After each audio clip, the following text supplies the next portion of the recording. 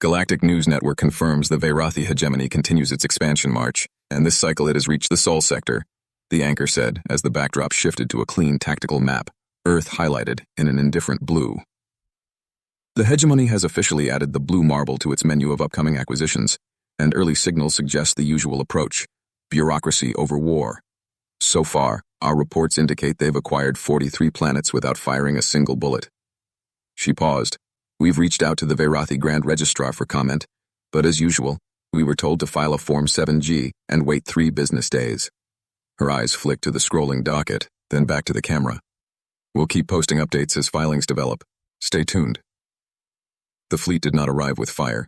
It arrived with formatting. A wall of ships hung above Earth like a second sky, layered in precise geometric formation, each hull marked with crisp insignias and identical serial blocks.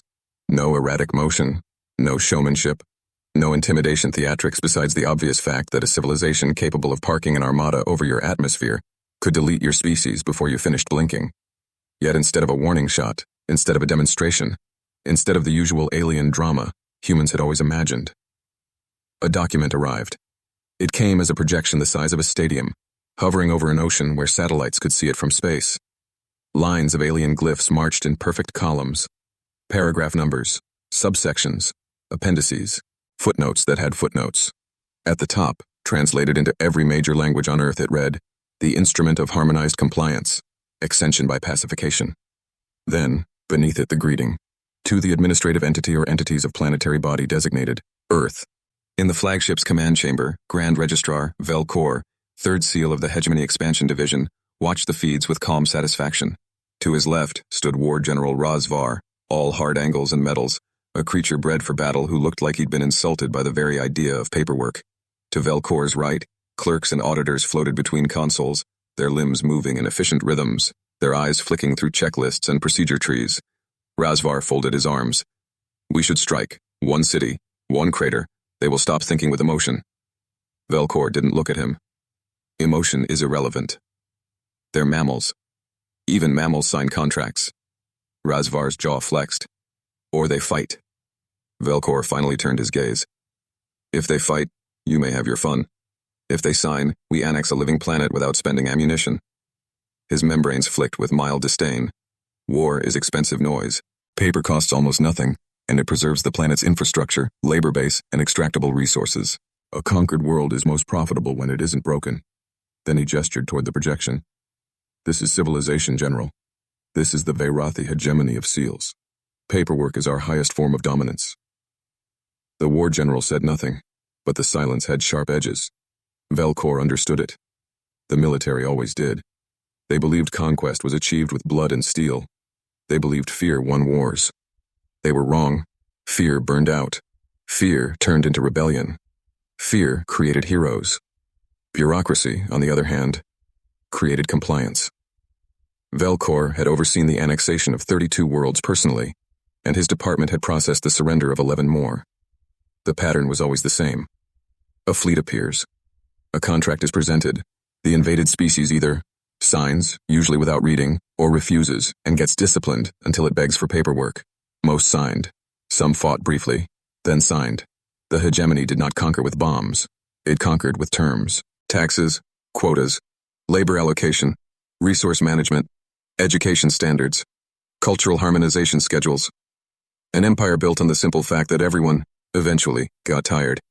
Even pride had a paperwork limit. A signal blinked. The human leadership node was requesting communication.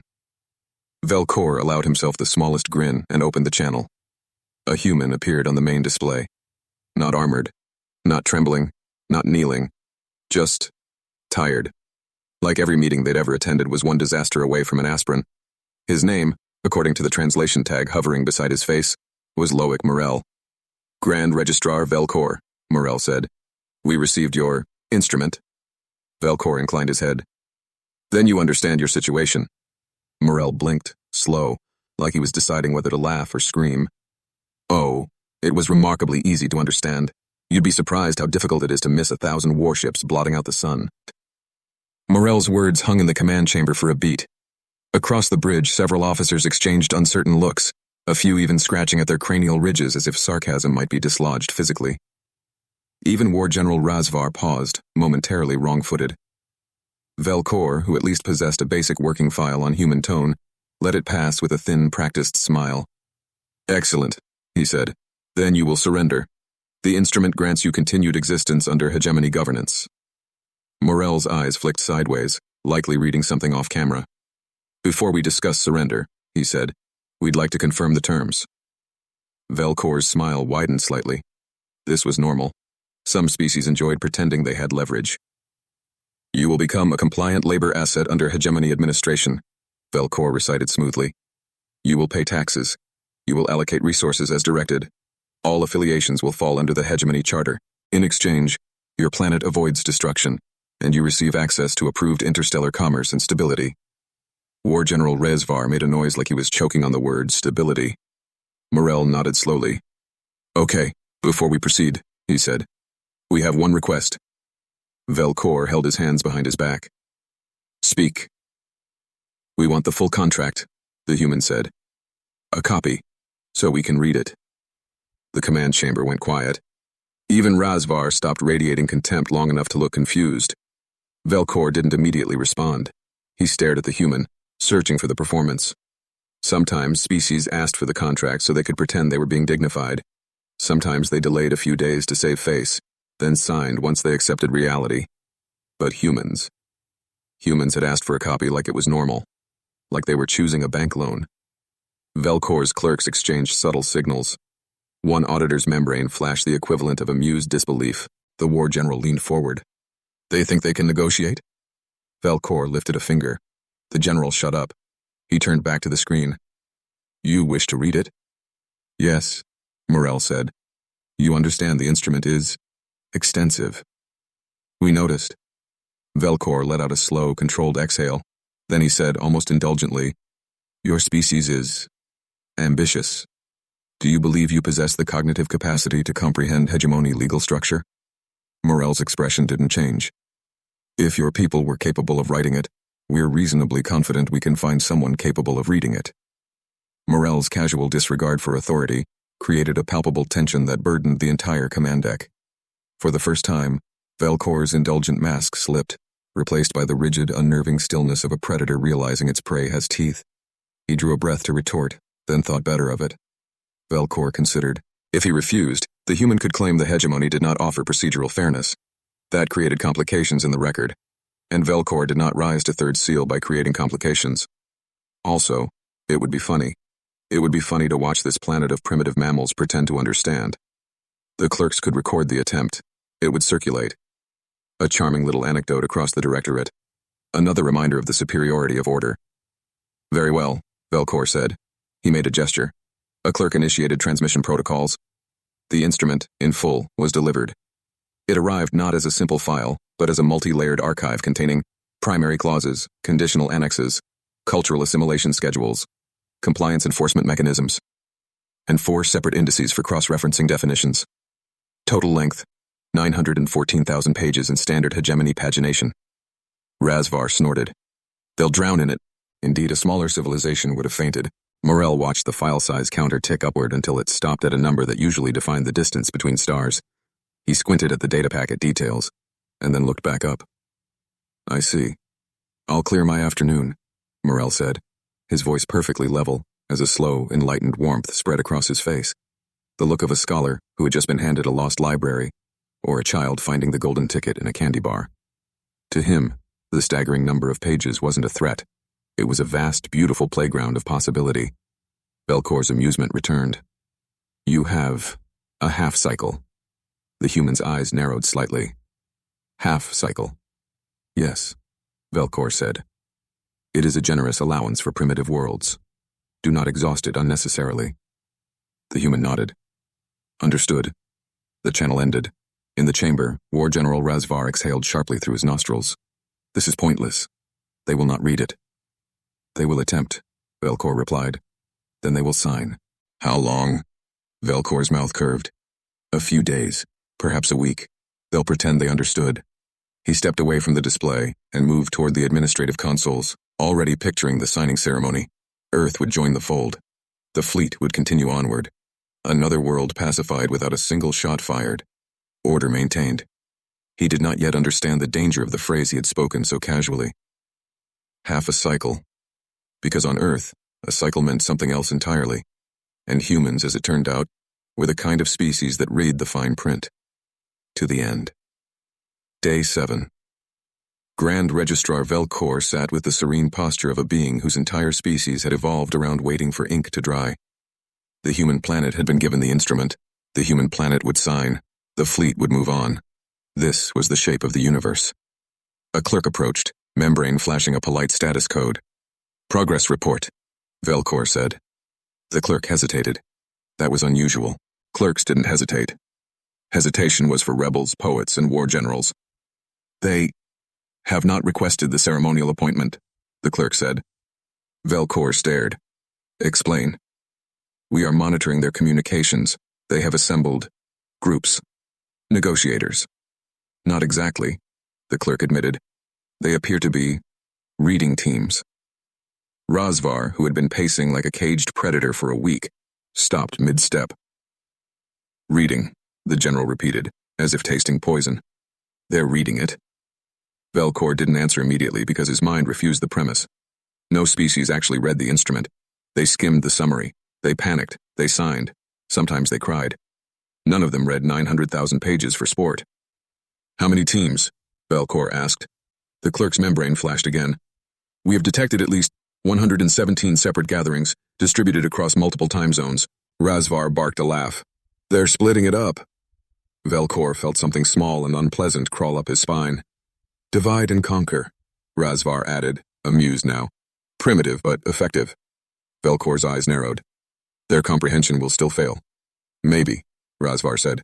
But they're trying. That's weird. That word lingered in the chamber like an oil spill. Weird. The Grand Registrar did not like weird. Weird created exceptions. Exceptions created new forms. New forms created meetings. Day 14. The Armada maintained position in orbit, a shining halo of imperial certainty around a planet that refused to behave properly. The fleet's logistics reports began to grow thicker. Rations were being consumed, not dangerously, but steadily. Maintenance cycles were being logged. Thrusters required minor adjustments. Environmental seals needed recalibration. A few ships reported morale fluctuations, which was an embarrassing way of saying the lower ranks were bored and the upper ranks were irritated. Velcor had annexed worlds in less time than this delay. Day 22. War General Razvar marched into the administrative chamber and slammed a palm against a console. They're stalling, he said. Let me land troops. Let me show them reality. Velcor didn't flinch. Reality is the contract. The contract is paper. It is law. Velcor snapped, the first sharpness he'd allowed himself. Razvar stared, surprised. The registrar's voice had edge now. Annoyance, yes. But also something else. Worry. Velcor noticed the looks from the clerks. He straightened. Send a reminder, he ordered. A polite inquiry.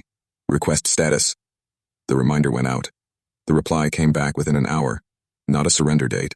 Not a request for clarification. It was a single sentence. We are still reviewing the instrument in full. And then, beneath it, a human phrase Velcor had not encountered in any annexation record. Thank you for your patience. Day 30. A month. A month of an armada hovering above a planet that acted like this was a slow email thread. Velcor called the human leadership node again. This time, the human who appeared on screen looked worse. Dark circles under the eyes. The face of someone who had recently discovered that clauses could reproduce. It was Morel, though he looked like he'd aged a decade in a single night. But the human's voice was calm. Grand Registrar, the human said. Good to see you again. Velcor refused to be softened by politeness. You have had sufficient time, Velcor said. You will set a date for the signing ceremony. We will, the human agreed. Then state it. We're still reading. Velcor's eye twitched. The instrument is not meant to be consumed like entertainment. The human blinked slowly. That is, unfortunate. Because it reads like one. Razvar, in the background, made a choking sound that might have been laughter. Velcor's tone hardened. You are granted one half-cycle. That allowance is approaching its end. The human's expression shifted, small and sharp. Half-cycle, the human repeated. Yes, Velcor said, satisfied to be back in familiar ground. Half a cycle. Standard measure. The human glanced down.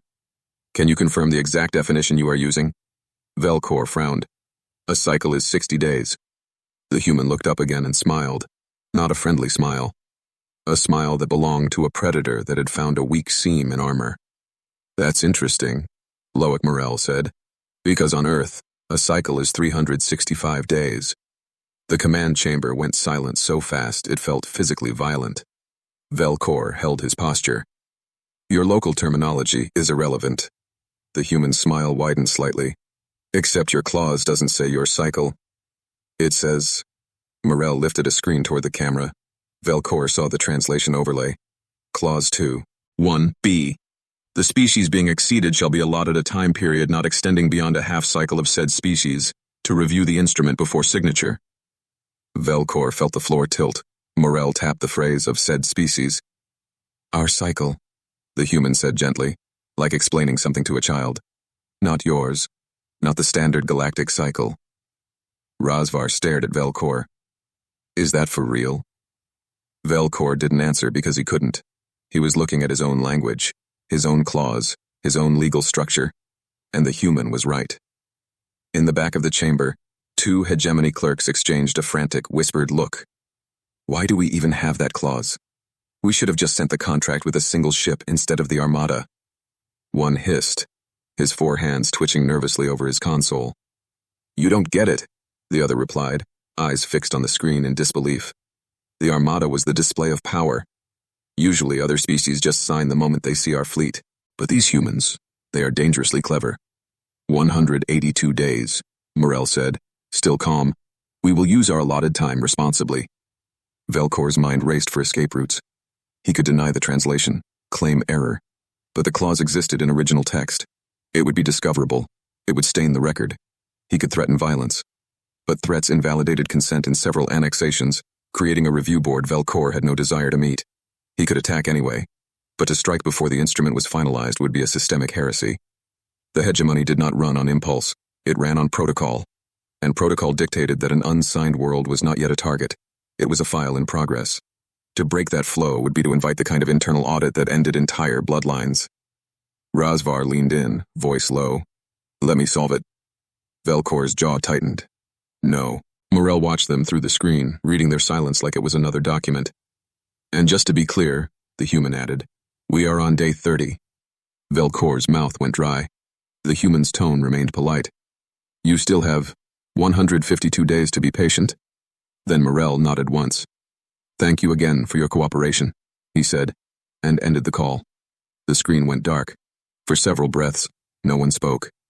Finally, Razvar said quietly, they just trapped the entire armada in orbit, with grammar. Velcor tried to speak. His tongue felt heavy. Outside, over Earth, the fleet hung motionless. A halo of imperial power, now transformed into a monument to one humiliating truth. The hegemony had met a species that treated surrender like a negotiation, and negotiations like war. The news hit the flagship's monitors via the Galactic News Network. Day 45, the anchor announced, her voice a smooth, synthetic chime. In an unprecedented phenomenon, the Third Seal's armada remains in a holding pattern above the primitive mammal homeworld. For the first time in recorded history, a planet has neither been annexed nor purged within the standard 48-hour window. The screen cut to a clip from the hegemony homeworld. A spokesperson was being hounded by a swarm of press drones. Is there a military stalemate? A reporter chirped. No comment, the official snapped, crest flattened in stress. Has the Third Seal encountered an unidentified defense? No comment. The anchor returned to the desk. With no clear report on the cause of the delay, speculation is rampant. The greatest fleet in the sector appears to be paralyzed, caught in a stalemate with a newcomer species that hasn't even expanded past its own star system. Velcor watched in a cold, vibrating silence. He wasn't just losing a war, he was becoming a galactic curiosity. Day 60. The fleet's logistical reports thickened again. Day 90. A clerk approached Velcor with trembling membranes. Grand Registrar, the clerk said. There is a new development. Velcor's heart sank. Speak. The humans have requested clarification. Velcor forced himself to stand tall. At last. What clause confuses them? The clerk hesitated. It is not confusion, the clerk whispered. It is A citation. Velcor felt cold. What clause? The clerk projected the human message. It was short. Brutally short. Please confirm whether your fleet has issued a formal notice of jurisdictional intent as required under Annex 7, Section C, prior to initiating planetary accidents. Velcor stared at the screen, his jaw tightening as the human sarcasm pricked him once again, a tiny, recurring insult that had, over 90 days, turned into a throbbing ache of pure irritation. He turned slowly to his senior executive clerk. Zental, Velcor said, his voice dangerously low. Tell them they are mistaken. You issued the formal notice before we left the staging dock, as is standard protocol, correct? Zental, a clerk who had served through dozens of campaigns, could not meet Velcor's eyes. His secondary limbs twitched with a rhythmic, nervous tremor. Commander, Zental stammered, his voice barely audible. I stopped filing those notices around my 23rd annexation. It seemed a redundant formality. No species has ever checked the filings once the Armada arrives. They always just surrender. The silence that followed was heavy with the weight of 1,000 warships. You got lazy, Velcor whispered. I thought it didn't matter, Zental pleaded, his membrane paling. The fleet is right here. What does a notice change? It changes the legality of our presence, Velcor hissed. He stepped closer, his shadow falling over the trembling clerk.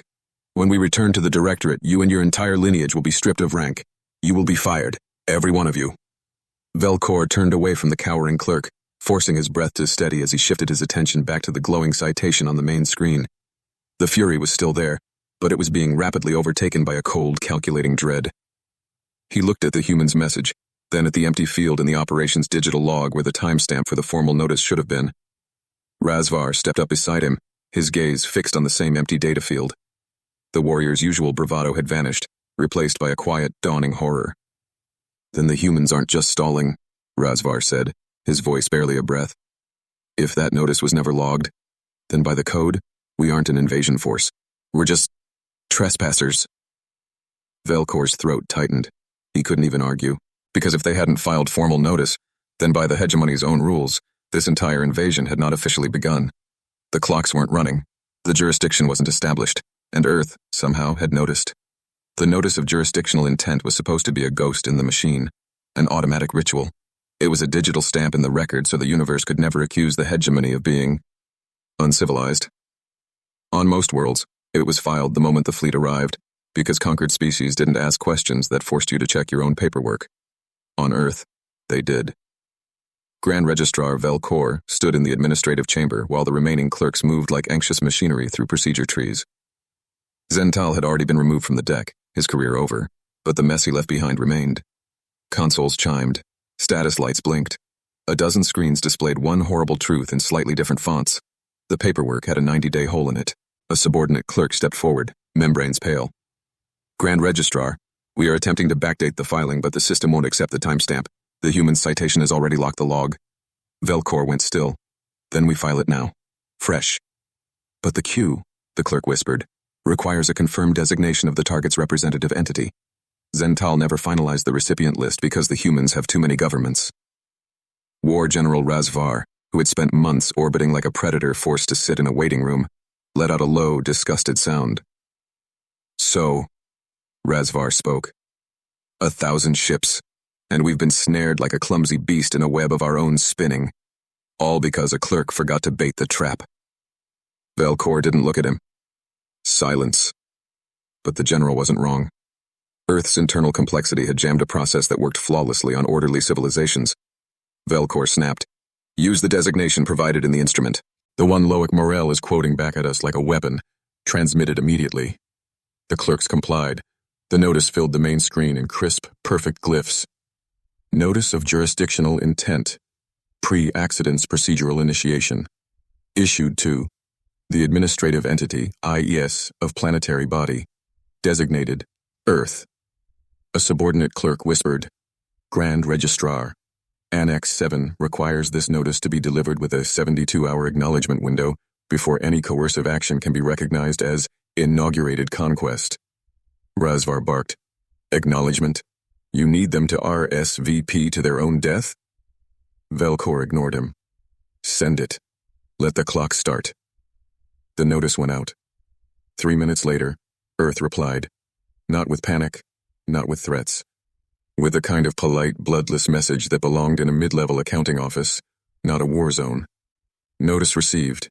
Thank you. We will respond within the allotted window. Razvar stared. They're thanking us.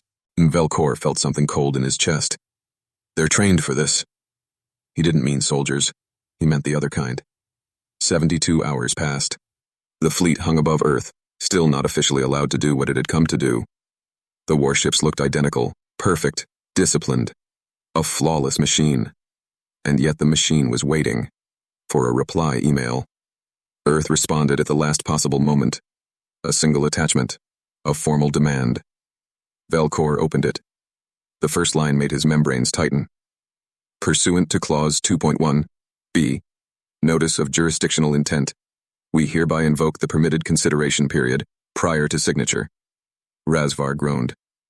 Consideration period again? Velkor's membranes twitched. This isn't again. This is the first time it applies cleanly. I was hoping they wouldn't extract the exact meaning of 2.1b from the notice. His gaze hardened. But they did. Bared his teeth. So what are they asking for? Velkor didn't look away from the text. They can't exceed one cycle. A clerk scanned, throat working. They're not asking for one. Razvar's voice sharpened. Then what are they asking for? The clerk looked like they wanted to vanish. Half a cycle, they said. Razvar laughed once, hard. Half of Earth's cycle. Velkor did the number in his head, because numbers were safer than admitting fear. 182 days, he said. The humans had written it cleanly, like a blade laid flat on a table. We invoke a consideration period equal to 1/2 local cycle, as permitted. It was perfectly legal. It was perfectly infuriating. So the fleet waited. Again. Rations ticked downward. Maintenance schedules thickened. Small repairs multiplied into large reports. Clerks started speaking in shorter sentences, like that would save their sanity. Even Razvar's pacing began to look less like impatience and more like a caged animal realizing the cage was paperwork. And while Earth considered, Earth did not sit quietly. Earth audited. The planet had transformed into a global, coordinated monstrosity. An international coalition of lawyers, civil servants, compliance officers, and auditors, assembled under emergency charter, running round-the-clock shifts the way other species ran artillery batteries. They didn't argue like victims. They parsed like predators. Bureaucrats who smelled weakness the way sharks smelled blood, and found it in every definition, every footnote, every standard clause the hegemony had ever used to swallow a world. It started with a transmission labeled so blandly, Velkor almost missed the thread inside it. Request for pre-entry compliance documentation, Earth Administrative Coordination Office. Velkor opened it. His eyes moved down the list. At first he didn't understand why his stomach tightened. Then he recognized the phrasing, the structure, the numbering. The humans weren't inventing demands. They were quoting the hegemony's own annexes.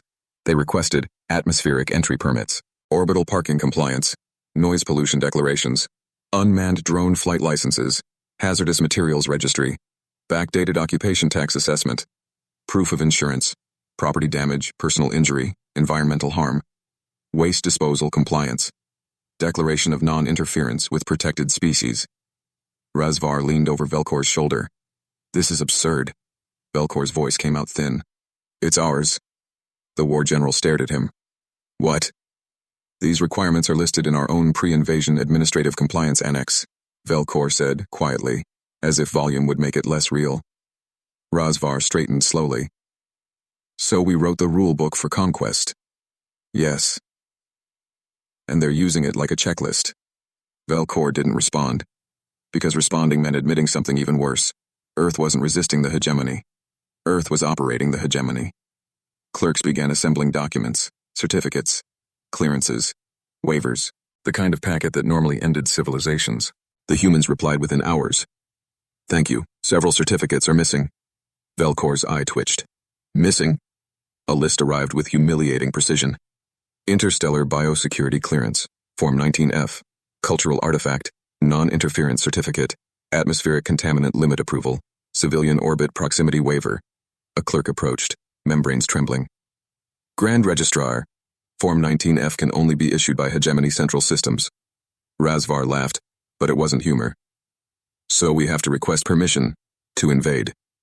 Velkor's jaw clenched until it ached. File it. Requests were sent to the core. Processing queues opened. Priority tags were applied. A month passed. Then another. When the clearance finally arrived, Earth responded again. Thank you. Your orbital parking compliance certificate has expired. Velkor stared at the date. It had expired during their prolonged orbit. They had waited so long their paperwork had rotted. Razvar's voice was low. We're losing to time and stamps. Earth rejected submissions because of a missing supporting attachment referenced in Section B-12A. Earth rejected a waiver because notary seal used by the third seal did not match the updated specimen signature on file with the Interstellar Commerce Commission. Earth rejected a drone license because the ship registry code didn't match a revised manifest. A revised manifest?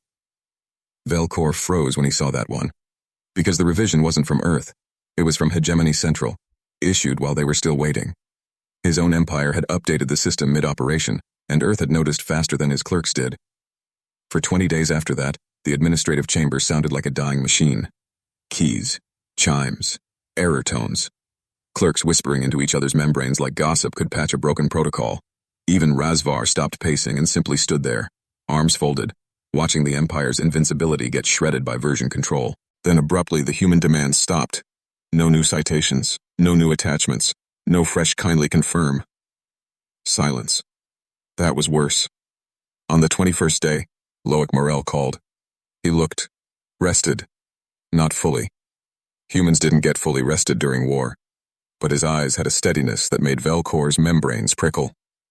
Grand Registrar, Morel said. We have finished everything. Velkor didn't let relief show. Then you will sign. We will, Morel agreed, and the corner of his mouth lifted into something that was technically a smile and morally a threat. One final matter before we do.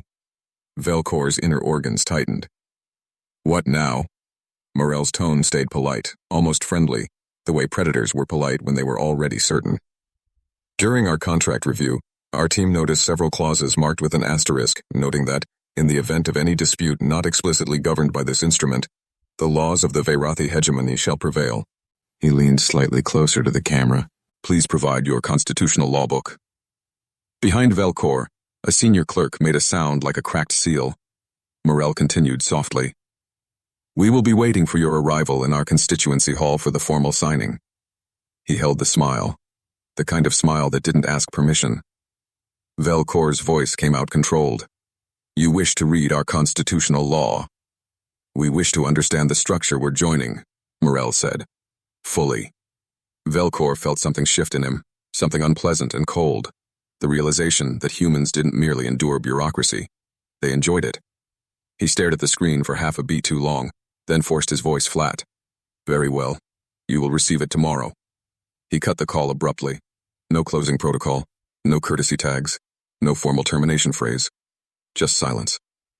That night, Velkor did not sleep. His body shut down anyway, and his mind punished him for it. He dreamed of Hegemony Central, not the polished halls of conquest announcements or the grand terraces where seals were awarded.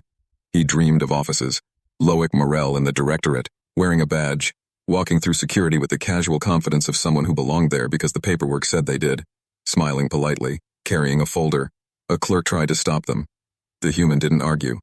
They issued a memo, a directive, a procedural clarification, and the clerk stepped aside as if compelled by law itself. Morel entered an office marked with glyphs Velkor recognized. Oversight, standards, protocol integrity. They sat down at a terminal and began typing.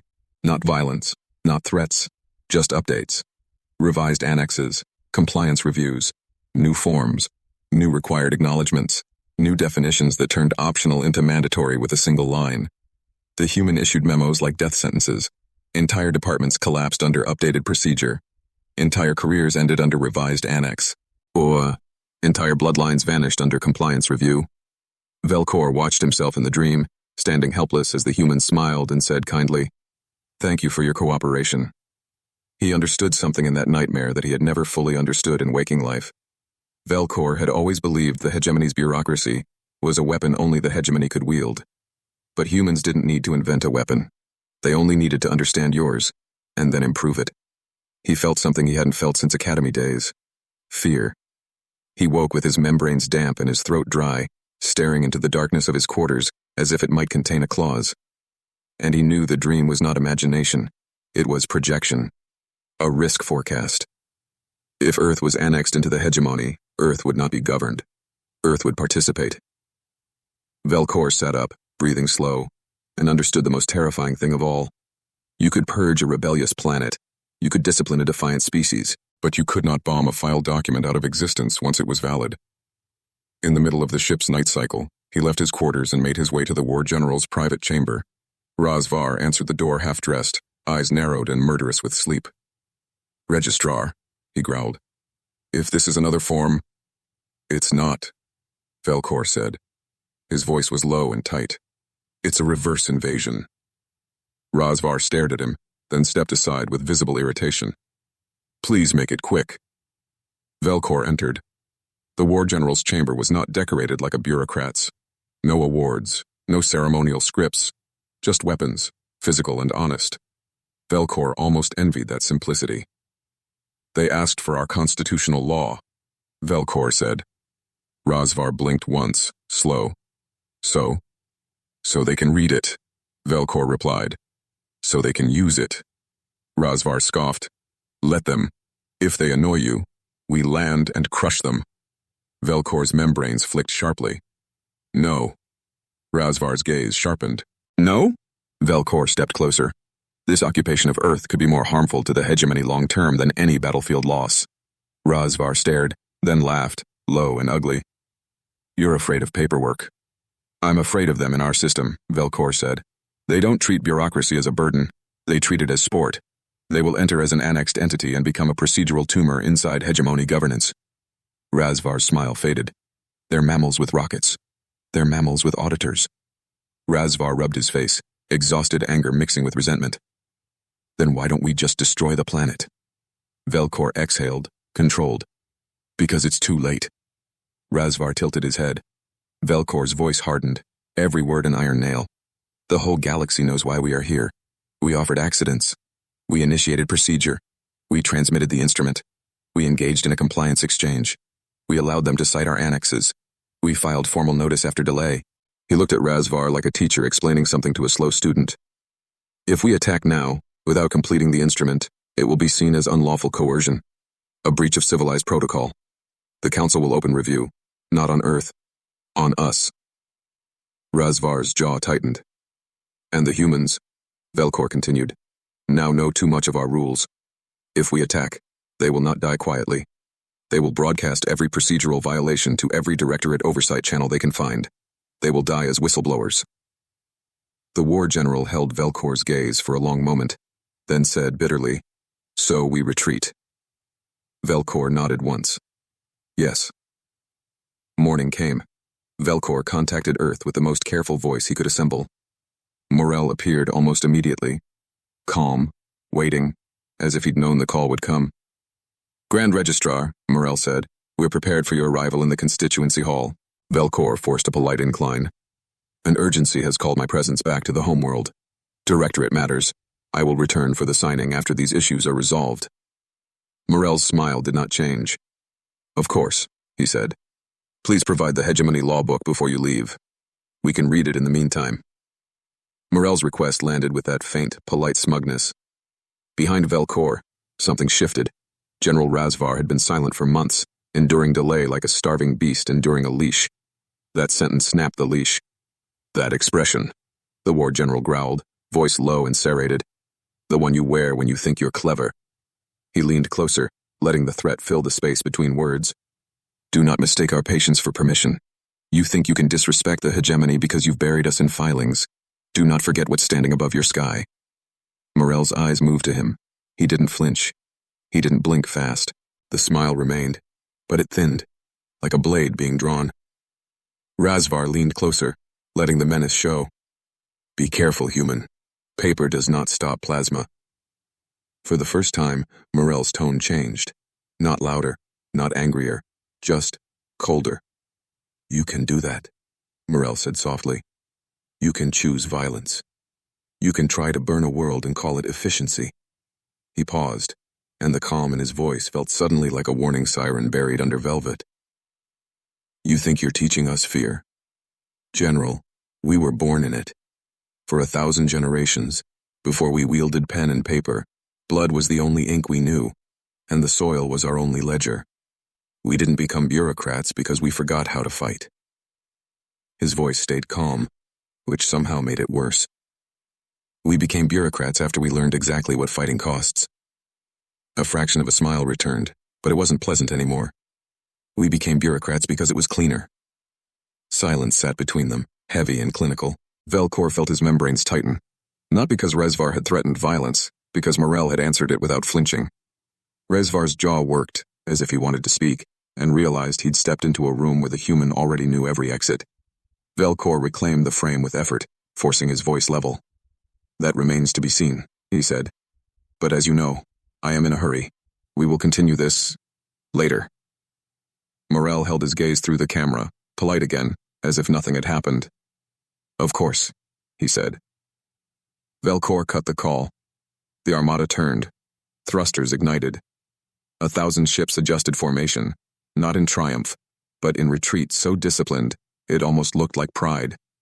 On the flagship's bridge, Rezvar watched Earth shrink beneath them, his expression unreadable.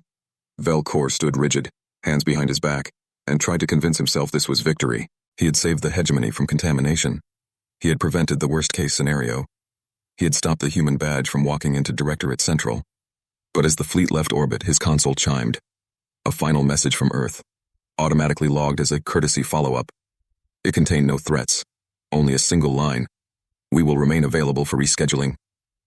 Velcor stared at the text until his vision blurred, because in that one sentence, he saw the real outcome. Earth didn't believe he was coming back. Earth had already filed the withdrawal as a procedural delay, a postponement, a case still open, and Velcor realized, with cold certainty, that even retreat wasn't clean, because once humans started a process, they didn't stop. They just kept the file active. Galactic Newsnet ran the footage on loop, the Veyrathi Armada sliding away from Earth's orbit in perfect formation. Banners clean, engines bright, not a single shot fired. The anchor's voice carried that careful, neutral cheer broadcasters used when two superpowers were lying through their teeth at each other. In an unprecedented administrative stalemate, she said, the Veyrathi Hegemony has concluded its Earth harmonization operation under revised procedural conditions. Officials confirmed the campaign resulted in a full-spectrum compliance engagement, culminating in what the Directorate calls a strategic procedural postponement, pending ceremonial finalization. On the screen, Hegemony spokesclerks stood before gold seals and polished stone, insisting the withdrawal was a demonstration of supreme bureaucratic dominance, a cost-neutral conquest, and a victory so complete it did not require the primitive theatrics of violence. Then the feed cut to Earth's constituency hall, empty except for a long table, a single human camera crew, and a placard neatly placed at the signing seat. Reserved. Behind it, a stack of documents sat under a transparent cover like an exhibit, labeled in crisp black letters. Hegemony Constitutional Law, Request Pending. The anchor hesitated, just long enough to be human, before continuing. Earth representatives have issued no formal statement beyond confirming their availability for rescheduling. The caption beneath the video quietly updated in smaller text, almost apologetically. File status, open.